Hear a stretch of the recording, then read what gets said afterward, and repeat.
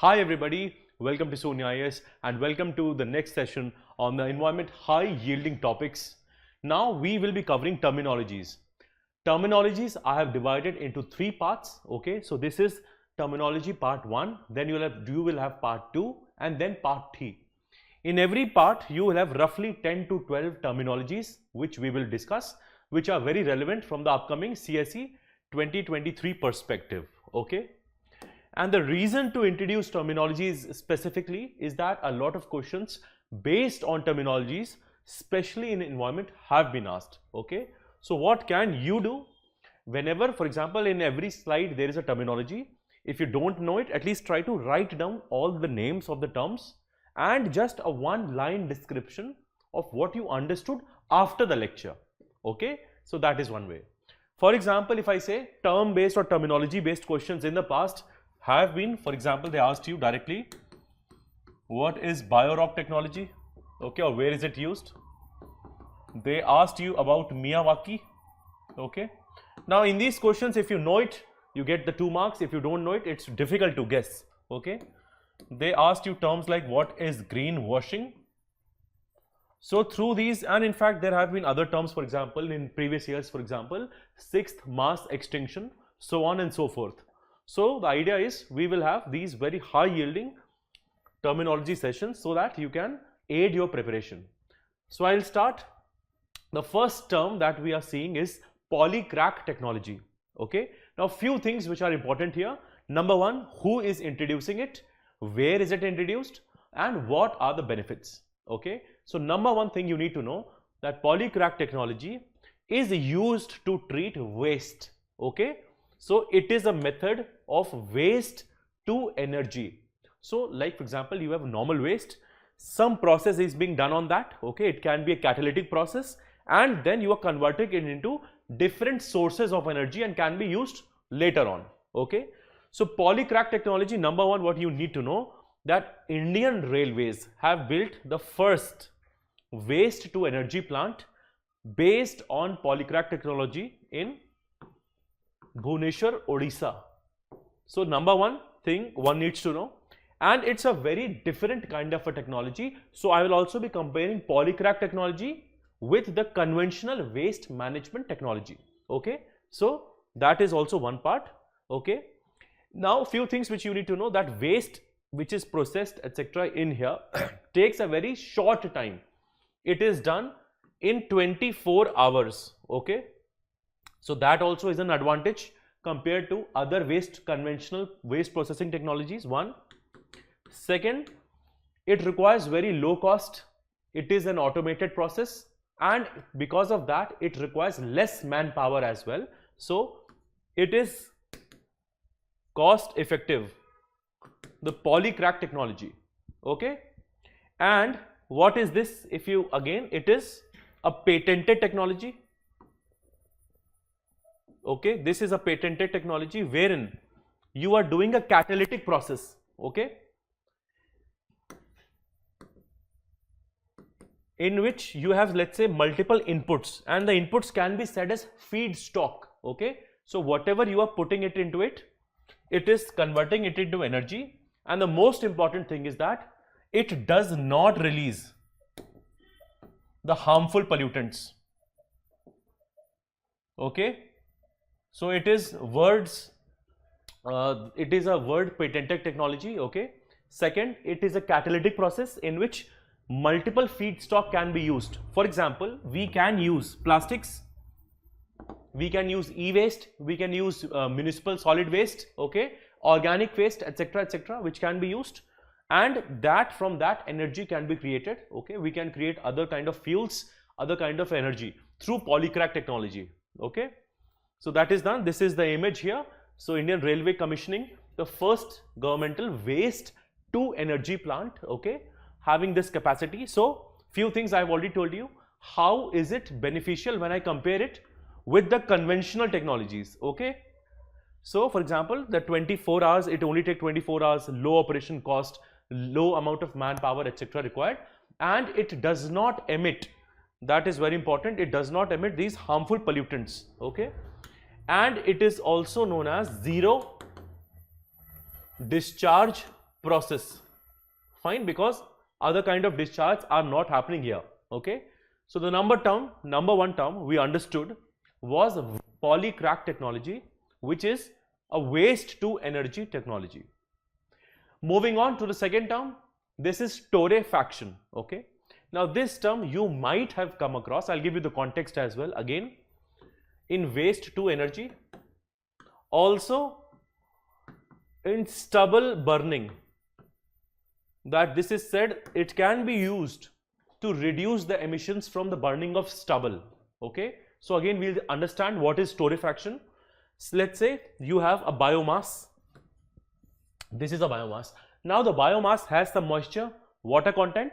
Now if you burn this biomass, okay, it will release a lot of smoke, a lot of particulate matter. Okay, so our idea in torrefaction is that number one, we will dry it, okay, and we will heat it at high temperatures, okay, that biomass. So number one, when you heat it or dry it, excess moisture or water particles are absorbed. One, okay, what happens then? You will have less emissions of smoke. Okay, secondly, when you heat at higher temperatures in torrefaction, it becomes more compact. Okay, its calorific value also improves as a result of this, because it's now more compact, the excess moisture etc. has gone away. Okay, so now when it is burned, now it is torrefied biomass, you will have lesser emissions. Okay, which is why this is an important thing, torrefaction, okay, for us to know that it helps to reduce the emissions, lesser smoke, okay, and better burning as a consequence of drying and heating it at higher temperatures. All right.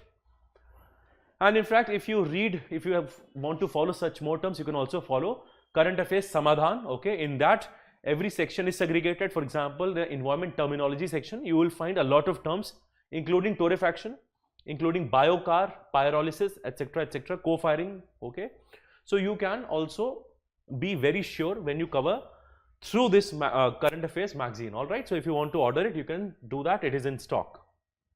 So that was the second term, torrefaction. Okay, the third term, because we have been discussing on waste to energy, I will tell you the important things. For example, see, waste to energy is a very important topic right now.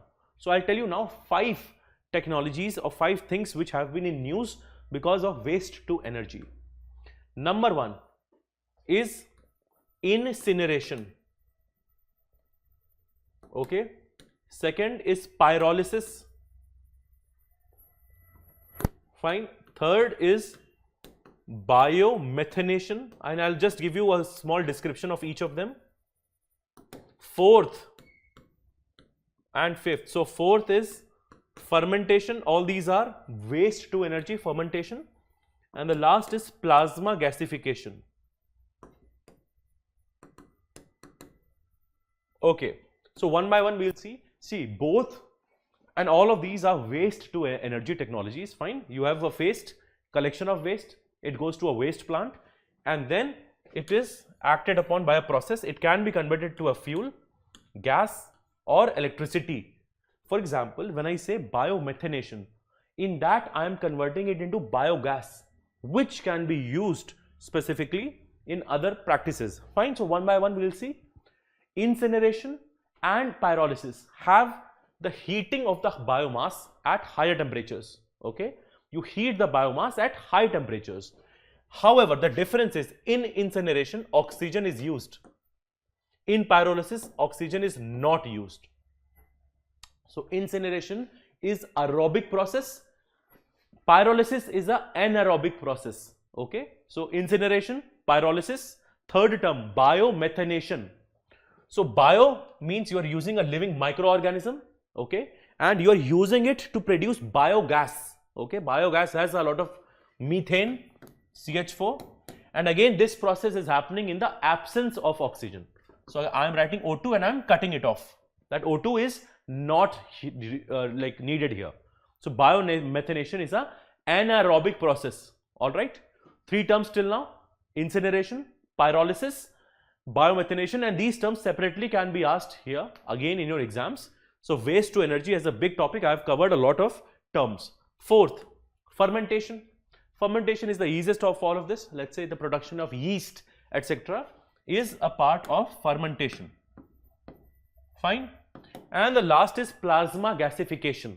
Okay. Now you have read about the different states of matter, for example, solid, liquid, gas, fourth plasma, and then as you move along, Bose-Einstein condensate as well. Here the idea is you again heat it at higher temperatures through the process of gasification. This again is related to waste to energy. Okay. So we've seen 5 terms here in waste to energy. Okay. So we'll hope that any of these terms comes in the exam and you will be able to mark that, right? Moving forward, Dublin Principles often comes in news when there are interstate water disputes or safe and sustainable management of water. Okay. So here Dublin Principles are what? These are related for the reform of the water sector as well, and better sharing and sustainable use of water. So there are total 4 principles.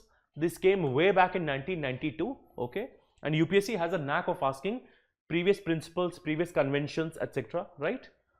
So here, for example, what it says that fresh water is a finite and a vulnerable resource, okay, finite and vulnerable, hence it is important for us to conserve, number 1.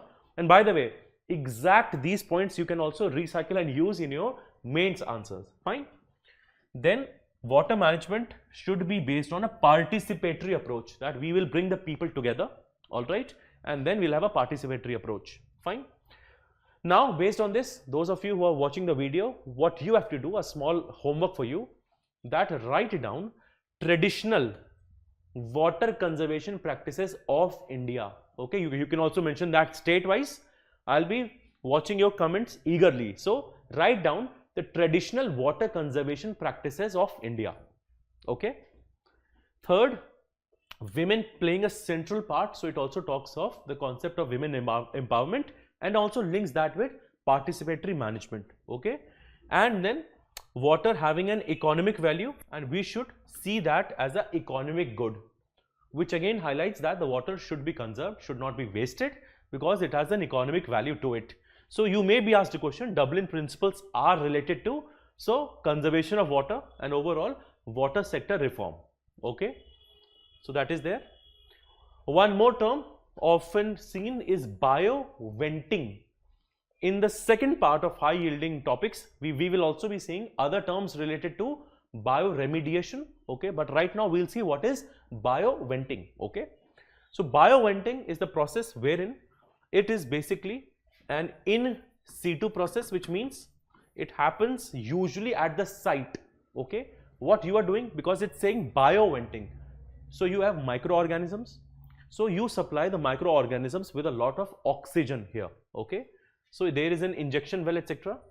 The oxygen, etc. is being provided so that the decomposition or the degradation of the pollutants, etc. can happen, okay. This is a contaminated soil, it is contaminated, it has pollutants, so the microorganisms will act on it, they need oxygen, so you pump some oxygen here, you can change the air in the injection rate, etc. You can manage the flow, but the main idea is that the microorganisms will work on the contaminated soil and make it proper.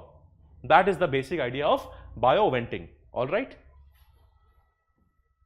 So here supplying air or oxygen, okay, to the unsaturated zone, and basically what it does, that it helps to degrade, or at least the contaminated soil is treated through the use of oxygen, all right. So this is known as bioventing. Now 2 terms, one is cryo mesh and other is mineral accretion technology, fine. If I tell you the second term has already been asked by UPSC this year, okay. So mineral accretion technology is known as bio-rock, okay. The question was asked, bio-rock is used in which case? So it's actually, this is bio-rock, I will also explain this, but the other name for bio-rock you should also know is mineral accretion technology, number 1. Now this is one of the technology, but again other technologies to preserve or save coral reefs is cryo mesh and also artificial reefs. Okay. Now, when we talk of coral reefs, I'll just tell you the static part as well. In coral reefs, you have two things. One, you have the coral polyps, okay, and there is a dinoflagellate known as zooxanthellae. This is a dinoflagellate. Now, what it does, one is a coral polyp. So, this is actually an example of mutualism, okay. What does mutualism mean?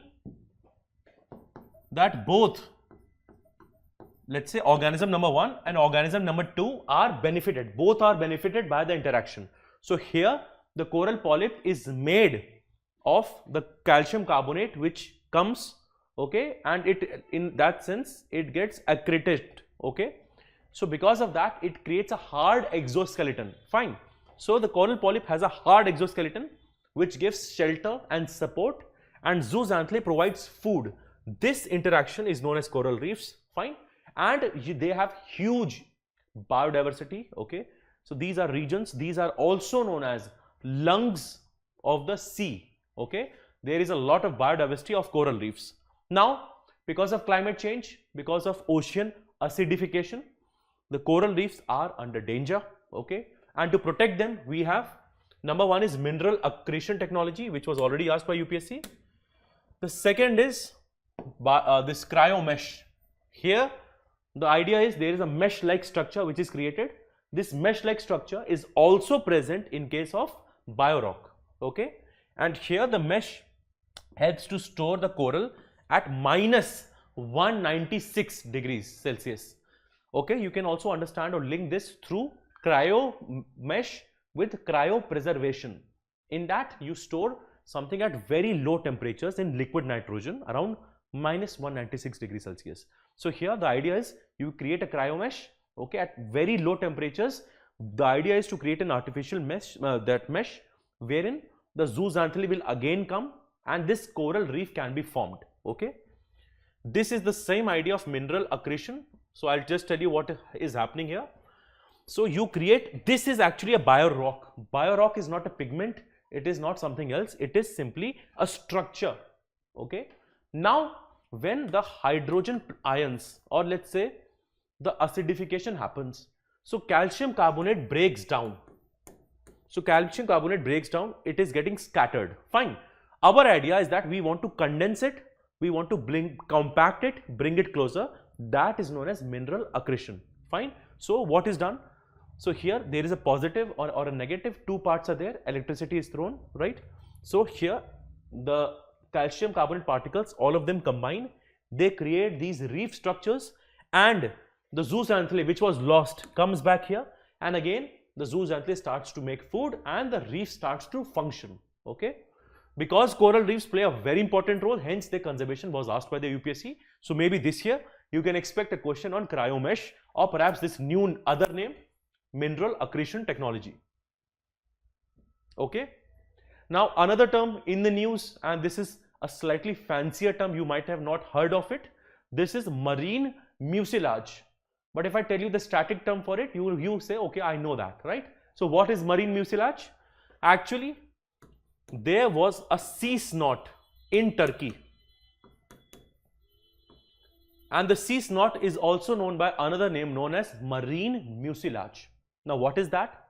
If you see this image, okay, it would become clear to you that on an ocean surface or a water surface, there is this growth of algae, okay, and that growth of algae will remind you of a concept which you have read in your static known as eutrophication, okay. Eutrophication is what? It is the nutrient enrichment, okay, the nutrient like nitrogen, like phosphorus, it increases, then what happens? The algae consume a lot of it, they multiply, that leads to a algal bloom, okay. So this algal bloom was referred to as the sea snot in Turkey, and another name for this was marine mucilage, okay. Now what do you think would be the consequence of this? One consequence is that the ships were not able to move because this happened in the shipping area of Turkey, okay. So global trade was impacted, one. But think of the impact on the ocean diversity. The main impact here was that a lot of phytoplanktons died. Phytoplanktons like coccolithophores, okay, they died, fine. And the overall mechanism also disrupted. Why? Because the dissolved oxygen became low, less and less, and that became a problem, right? So this term is marine mucilage. This you already know. What is eutrophication? Simple, nutrient enrichment, okay. So you have phosphorus, you have nitrogen, their quantity increases, okay. Now when that increases, the algae take a lot of it, okay, and then let's say initially dissolved oxygen was 100 grams. Now the algae, they have to grow, they take in more oxygen. Now because of that, the algae multiply, this leads to an algal bloom, and consequently the dissolved oxygen will decline from 100 gram, let's say, or it will become 50, it will become 20, it will become 10. So slowly this declines. This is a major consequence of eutrophication, fine. And because the oxygen levels, dissolved oxygen level is declining, but the demand for oxygen increases. So yes, the BOD increases, fine. This leads to something known as hypoxia. Hypoxia simply means the oxygen level is declining, and if it continues, this will become a dead zone, fine. So all these terms, dead zone, hypoxia, algal blooms, okay, and terms like marine mucilage, terms like sea snot. Sea snot happened in Turkey, and by the way, please do that also from the geographic map perspective. The region of Turkey, etc., is very important. Middle East has been asked repeatedly, right? So this should give you a good sense of idea of the term and also the context, right? Now moving on to the next term, it is dirty dozen, okay. Now what is dirty dozen? The moment you see this term, what should come to your mind is persistent organic pollutants, okay. So persistent organic pollutants are covered under Stockholm Convention, fine.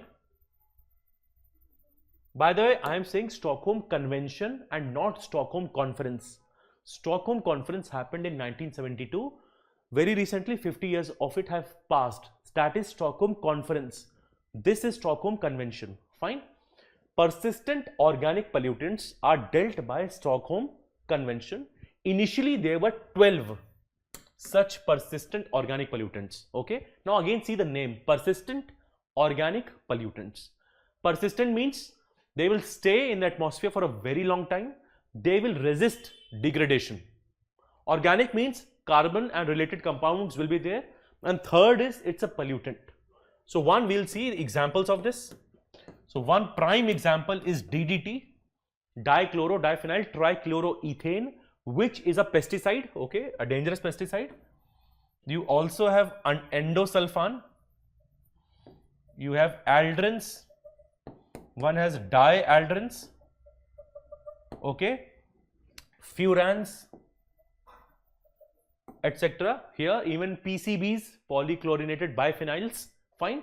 So these are example. By the way, we have increased the dirty dozen. Now it's no more 12. It has increased to more than 24 now, okay. But this term directly can be asked what dirty dozen are related to. So these are related to persistent organic pollutants, okay, POPs, which are highly toxic, used in agriculture, various industries, fine. And why are they harmful? Because of the ability to biomagnify, okay. Biomagnification also we'll see in these terms, but basically the idea is something which, let's say, is eaten up by a small rat, then taken up by some other organism, slowly steadily it enters our food chain, okay. So another term related to this is biomagnification, okay. So that also you should have an idea about, okay. This is dirty dozen. Now a term again in the news is rule curve, okay. This term is often in the news because of dam and dam safety, okay. So when Mulla Periyar Dam was in the news, so this term was important. This term basically talks about the maximum volume of water which can be stored, okay. Now see, when we're talking of dam, the amount of volume which can be stored becomes a political issue as well. Why? Because let's say there is an interstate water sharing mechanism. Now two states, if they have to share water, there would be one state which requires more water, on which a lot of more communities are dependent. Okay, and the other state, let's say if the dam overflows, will also be threatened. Fine. So this was in the news because of Mulla-Periyar Dam. Mulla-Periyar Dam, so you have Mular River and you have Periyar River, okay, and this dam basically is helping the water sharing between Tamil Nadu and Kerala. So the region here, let's say Periyar Tiger Reserve, Mulla-Periyar Dam, okay, Theni district. Why is Theni district important? Why? Because INO, Indian Neutrino Observatory, is set up here. Okay, that also is an important thing which you read about in science and tech. Fine. So these things, and the rule curve basically dictates the amount of water which will be stored in a dam. Okay, and of course that is important for dam safety, because Mulla-Periyar Dam is an old dam, 126-year-old dam, and the older the dam is, so there are some structural issues, okay, let's say because of dam safety, etc., something happens, so it will cause a lot of catastrophe.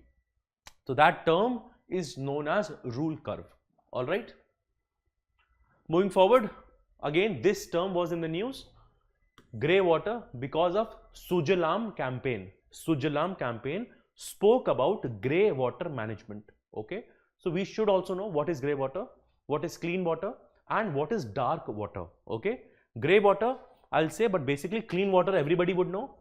It is a kind of like the pure or the natural water from the springs, wells, etc., which one gets. That is known as clean water. Fine. What is grey water? Grey water is a used water, etc. It has some, at least some of these impurities, etc. That is the grey water, and that is the water in which we are talking about the management of grey water. Fine. But black water is the water, let's say the ones which is used in the toilets, etc. Now this has a lot of pollutants. Okay, this has, grey water has lesser amount of pollutants. Of course, if you have to treat it or recycle, this is very difficult to treat. It takes a lot of time, and of course it is also difficult to recycle. Whereas grey water is also a used water, but because it has less pollutants, it will take lesser time to treat and it is more recyclable. Okay. So this water, black water, because it's heavily contaminated, is absolutely unfit for drinking, right? So we should also know the difference between clear water, grey water. With that, in your notes, write down Sujalam campaign. Okay. And if a question is asked on that, definitely they'll ask you what is actually grey water. Okay. Again, the sources of grey water, etc., would be asked from you. All right. So that is also one of the terms which was in the news, and we should know about it. Okay. Next term is fugitive dust. Okay. So air pollution related developments are often, at least in the news. So here I'll tell you the context behind it, and I'll tell you what it means. The name is fugitive dust. Okay. You might have heard of fugitive offenders, etc., but this is fugitive dust. Now fugitive dust, number one, is difficult to control. Okay. Because you don't know exactly the source from where it is coming. In water pollution, we read two terms. One is point source and the other is non-point source. Okay. Point source, where I can exactly tell this is the place from which the pollutant is entering. Non-point source would be the area, let's say, where it is a diffused source. Fine. So the context here is Central Mine Planning and Design Institute Limited. Okay. They have invented a method, okay, for controlling and generation and movement of fugitive dust. Okay, which is why we are covering this. So maybe something related to this also can be asked. Only a single one-liner. Okay, what is fugitive dust, etc. So one thing you need to know, it is a particulate matter. Okay, that causes air pollution. Now when we are saying particulate matter, so you have PM 2.5, you have PM 10, etc. Here remember, the smaller the PM particle, the dangerous it is. So if it is PM 2.5, it's more dangerous than PM 10. Why? Because it is difficult to detect. Okay. Now let's say PM 10, if this is able to enter the lungs, PM 2.5 would be able to enter the bloodstream. Fine. So here fugitive dust is that type of particulate matter, okay, that causes air pollution, right? But produced by many sources. This is one of the things here, okay, and it's released to the atmosphere. So there is a mechanism, or the Central Mine Planning and Design Authority, they have been able to create a method for controlling the movement of this fugitive dust. Okay. So that is why I have covered this separately as well, right? So we'll just quickly have a recap of all the terms we have done in this part 1. Okay, we started the lecture with Polycrack Technology, which is waste to energy related. Fine. We also saw the benefits of Polycrack. It was in Odisha, established by the Indian Railways. Then we saw what is torrefaction. Okay. Okay. Then we understood what are different waste to energy. I told you 5 things. Somebody can write them down also in the comment section. Then we saw what are Dublin Principles, Bioventing, Cryomesh and Mineral Accretion Technology. What is marine mucilage or sea snot? Okay, what is dirty dozen? Okay, and then we saw what is rule curve. We saw what is grey water, and finally we ended the discussion on fugitive dust. All right. By the way, if you want to have more of the static terms, for example, what is ecofene, what is ecotone, what is niche, ecads, so on and so forth, multiple terms, these are very well covered in the environment prelims crash course. It's a very comprehensive course wherein you will cover every aspect, both static and current, along with these notes. Okay, so that you'll get in one go. If you want to do that even more comprehensively, you are more welcome to do so. Okay, so this ends the first lecture on the terminologies of the high yielding series. Okay, so please keep on revising. Now I'll meet you in the lecture 2 of these terminologies. Thank you.